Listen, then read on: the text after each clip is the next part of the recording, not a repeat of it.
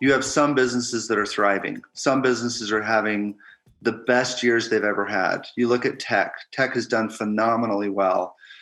And then you look at other industries that have just been decimated. The restaurant industry. I mean, there are many of these that really have been challenged. And part of the reason, of course, is the ability, right? For some people, it's been easy to go to a remote, move to an online remote platform and be able to continue to do their job and not miss a beat. For those that are working on the front lines, many of them, they haven't had that option to be able to just go remote. And then with shutdowns and other things that happened early on, we really had a tough time with big sections of our economy. I believe the legislature did see the concern with that and stepped up pretty big with some of the CARES Act money, where we were able to provide some assistance for many of those types of companies. I think there will still be a desire to continue to provide support for industries that have been hit really hard. I'm hoping with the vaccines on the way, we're going to start to see a very, very slow revival over this year of these industries. But in the meantime, anything that we can do to be able to support, particularly these small businesses in this area, we need to do to help make sure they're able to get to the time that growth returns for them. If we're looking at business, the immigrant-owned businesses, we're looking at here in Utah in 2014, about $250 million were brought into Utah by entrepreneurs, immigrant entrepreneurs, with about 32,000 employees. And so that's a different question, is what are the impacts to business, minority-owned and women-owned businesses? I think one of the things that the pandemic has revealed really clearly is something that we've been talking about for a long time, but that shows up in spades here. And that is, there's a much more significant harmful impact on vulnerable communities, minority communities. We need greater resources for individuals who either don't speak English at all or have English as their second language. We need greater resources to specifically target women who are working, single mothers, single women who have been hit hardest because of job losses across the country and across the state.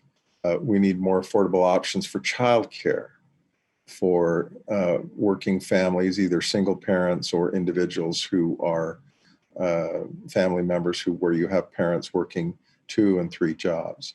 These are the people who are struggling the most to really figure out a way to make it through this crisis for them. Our economy is where it is because we've had about $400 million of influx of funding from the federal government, and we need to be conscious that those amounts of money are potentially not going to be there next year. I mean, we may have some. So that amount of money needs to somehow reflect as we move forward in terms of our budget conversation and how we then bring policies that are going to strengthen our economy. So for me, it will be policies related to food security, housing security, childcare security, and of course, education for our kids, because if parents cannot feel comfortable and safe where their kids are going to be after school, or what's happening with their kiddos at school, or if they can leave them for childcare, there's no way they can, be back into the economy fully integrated. And that's, I think, one of my biggest concerns that we haven't necessarily addressed. We're just in a reactionary emergency mode, which is, of course, due to the pandemic, but we need to be more proactive in addressing what keeps families secure enough to get back into the economy and make sure that they're healthy and their kids are okay, so they can get more integrated. Most people cannot afford childcare. Some people live in a community where there's a childcare desert. There is no access to affordable or high quality childcare in the area. So I think that is one of the major things that we're going to have to look at, or we should be looking at, in as policymakers. How do we assure that when I leave for work, when I go to work, that my child is taken care of. So I am able to work and put in that time to be able to take care of my family. Another big issue we're having in our community, there's been a number of people who have had to go online to fill out applications or to fill out for different services from the state, but they don't have access to the internet. They don't have access to computers to be able to do that. So just two of the many things that I think as a legislative body we're going to have to look at and we've got to address if we're going to start breaking down barriers so everyone could participate in the economy. There's economic and health disparities that this pandemic has really highlighted that we've seen across the state.